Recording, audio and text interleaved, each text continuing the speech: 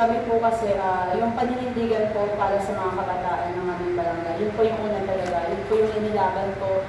Hindi naman po ako ganun katalino ng kabataan, pero ako po is may paninindigan sa mga kabataan sa aming lugar.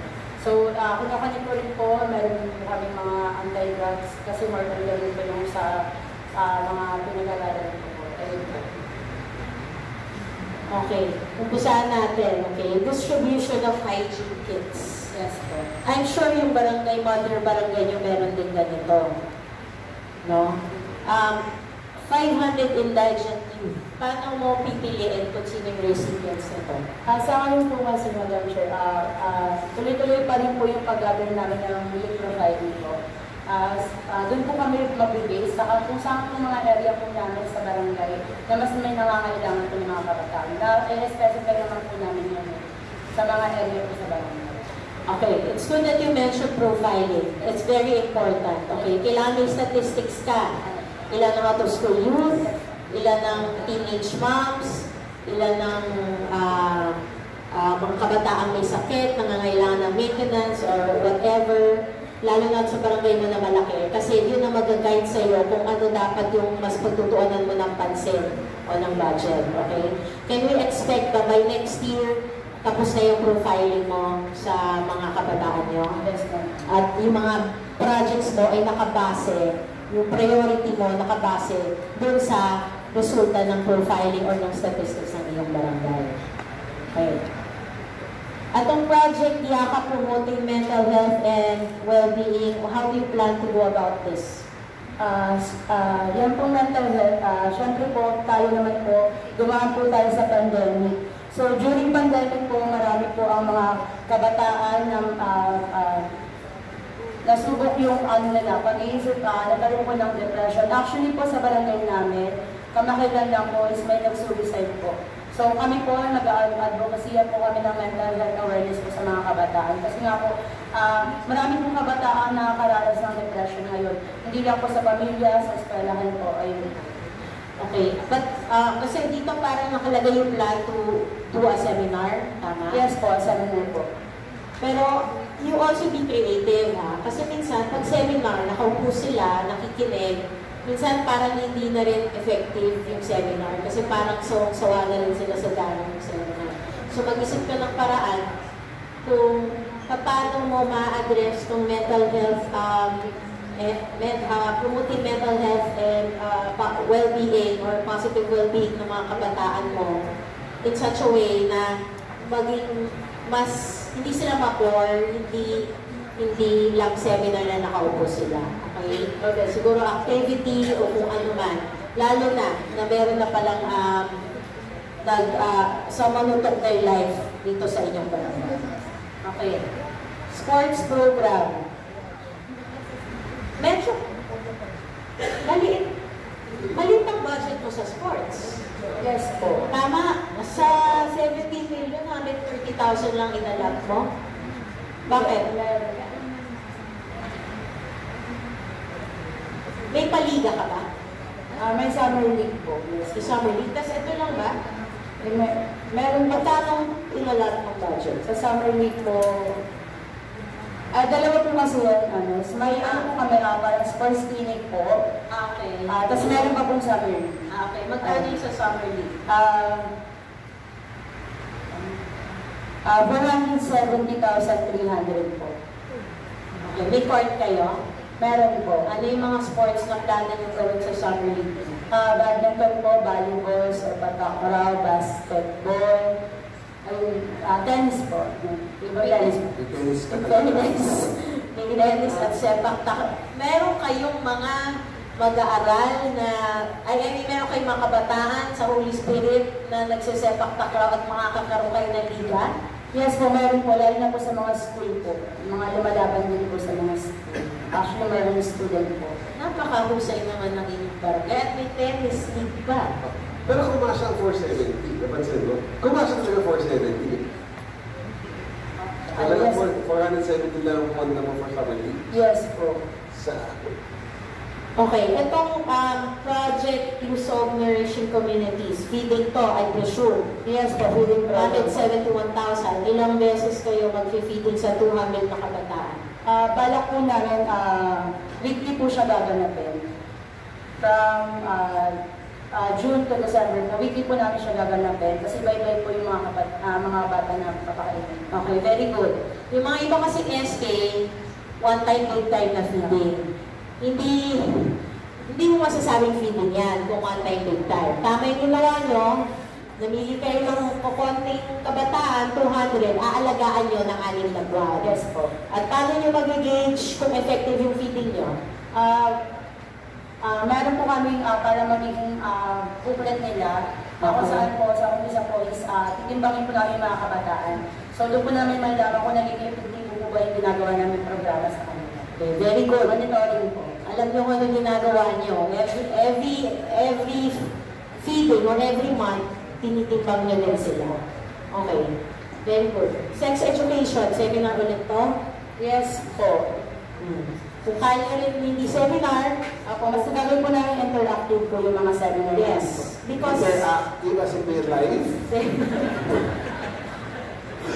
Kasi interactive.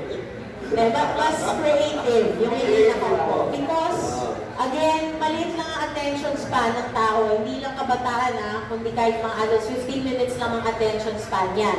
So, kailangan talaga, hindi po pwede kalahating araw na nakaupo lang yan sa upuan at makikinig. Okay? Para lang yung ma-absorb yung lesson na tinuturo nyo, kailangan maging creative kayo. Okay? Hindi lang yung nakaupo. Ganun din, HIV and AIDS awareness seminar na naman. Ganun din, ha? Hindi pwedeng nakaupo lang. Okay. School supplies, 1.4 million pesos. Paano nyo pipiliin itong 1,000 na youth na bibigyan nyo ng school supplies? Di ba magkakaselusan dito? Yun nga po, mag-base po kami ulit sa youth profile na nag-gather po namin. Doon po kami mag-base na. Kasi po talaga yung mga kabataan na mas nangangailangan po na dapat po bigyan. Pero this one, aside from profiling, you also ask for the recommendation of the principals. Yes. Kasi syempre silang higit nakakaalam kung sino yung mga estudyante nila na mas nangangailangan. Noted po. Okay. Printa Eskwela. Ito ba yung zero? Pre-printing services po. Meron na kayong printer na existing o bibili pa lang kayo? Bibili pa lang po. Wala po kami ng gamit. Wala ba yung sa dating SK? Wala po. So first time ito mangyayari sa inyo? Yes po. Halos po lahat ng mga programa namin, renovation po ngayon ng Bigila Range. Kaya rin na po kami sa main barangay ng office. So sa barangay nyo ito gagawin? Yes po. May space naman kayo? Actually, nagbigay na po si Kapitan ng space para po dyan. Accounting renovation na lang po. Para dyan. Pero make sure na gagamitin to sa pag-aaral. Yes po. Kung ano maging tambayan to. Monitor po ng mga SK counselor. Okay. Ito namang sa environment mo, ano yung project mo sa environment? Una po yung waste segregation sa distribution of cleaning materials. Sinong mga bibigyan niya ng cleaning materials?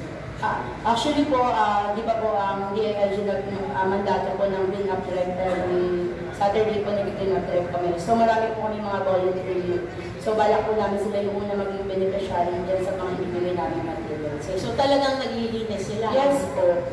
Make sure na talagang naglilinis sila. Pero kasi iba, naglilinis ka pero actually picture-picture lang. Ito talaga naglilinis. Babantayan ka ng mga konsihal mo. Sige po. Okay. Sige po. Urban farming.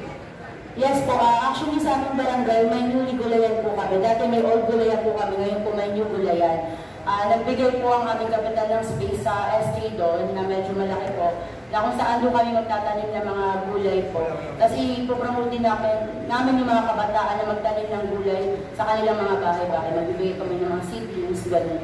Kasi bukod, alam kong malaki talaga ang urban farming ng Holy Spirit. Diba? Dinadayo nga siya ng ibang barangay. Pero bukod doon, magtatayo ba kayo ng sarili nyo na SK, tama? Yung gulayan po kasi, bago lang po siyang gulayan, pangalawang gulayan po sa Holy Spirit na malaking lote po. Binigyan po kami ng malaking space doon ni Kapitan na doon kami magtatanim po. Okay, so may sarili rin kayo? Yes po, may area po kami. Okay. And, bibili kayo ng kotse? Yes po, bali SK Disaster Vehicle po. Sana all. Sige. Ano to? Sige. Explain. Ano yung vehicle na to? Yes po, yung SK Disaster Vehicle po, may mga area po kasi sa amin na prone area po sa amin.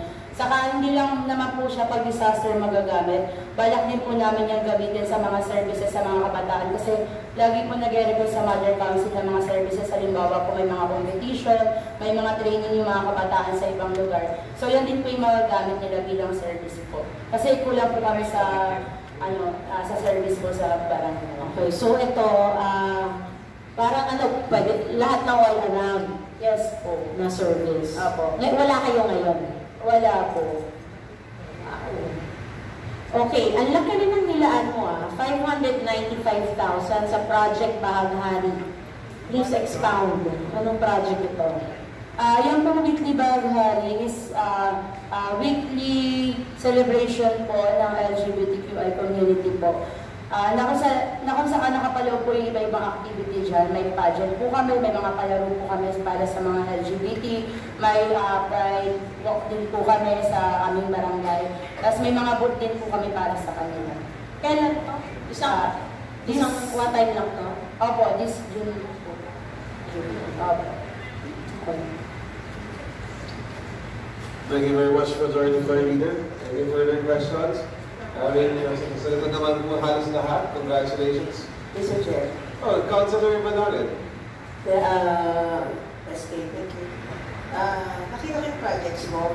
Okay naman lahat at maganda siya para sa mga kabataan, lalo sa mga ISF or depressed area. Ano naman ang plano mo para sa mga kabataan na mga nasa subdivision? Kasi ang alam ko sa Barangay Holy Spirit, maraming subdivision na nasasakapay naman. So, sa tagline na namin yung buwisay, binabalik ni brother, at mostly nababayad ng buwisay yung mga parents ng kabataan na nasa subdivision. Actually po, kahit kami din po mga council, hirap din po kami makapasok sa mga subdivision. Hindi po talaga, kami na po mismo nag-aabot ng tulong sa kanila. Kasi during pandemic po, isa po akong volunteer doon, kami na po mismo nag-aabot ng mga food pack, hindi po nila tinatanggap. So parang ang sinasabi po nila lagi is, itulong nila lang po sa iba. So kami rin po bilang SK doon sa barangay namin, hirap po kami i-reach out yung mga subdivision po dun sa amin. Kasi binabalik po nila yung mga tulong na binibigay namin. Aside from mga gift pack or food pack, simulan mo sa sports, may hilig kasi yan dyan, di ba? Basketball. Why don't you invite them, pag may balikan ka, lakihan mo yung pondo mo sa sports, para yung mga homeowners ay masabi. Discussion, Julie Severin. Discussion terminated. Just two amendments. No amendments, Mr. Presiding Officer. I move for the final approval of the annual budget of Sangguniang Kabataan with the amount of 77,277,068 pesos. Sigurado pang approval o deferment? Councilor Margie, approval o deferment? Approve na yan. Alright, there's a motion to approve the annual budget of the Sangguniang Kabataan ng Barangay Holy Spirit amounting to 17,200,077.68. Any second? Second. Any objection? Hearing none, it is approved in this committee. Congratulations, makakatulong. Sino po sa show po of Councilor, Majority Floor Leader? Pwede na pong bumaba. Mariana, thank you po.